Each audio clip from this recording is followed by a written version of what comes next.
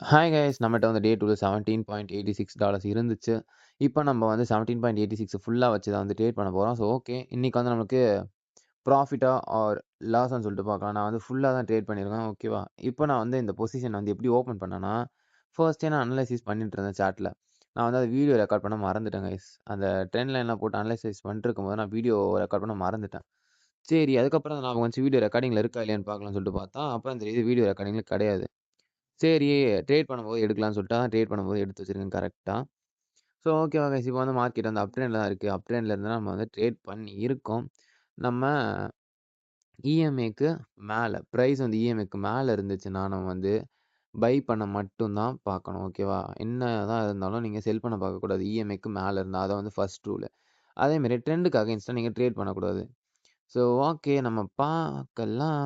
நம்மளோட அது அ, அ ப்ராஃபிட் தான் கைஸ். இப்போ வந்து நம்ம சேலஞ்ச கம்ப்ளீட் பண்ணியாச்சு. 3 டேஸ்ல 500 வந்து 2000 மேல கம்ப்ளீட் பண்ணிட்டோம். ஓகேவா கைஸ். நம்ம $5ல ஸ்டார்ட் பண்ணோம். இப்போ நம்மட்ட $33 இருக்கு.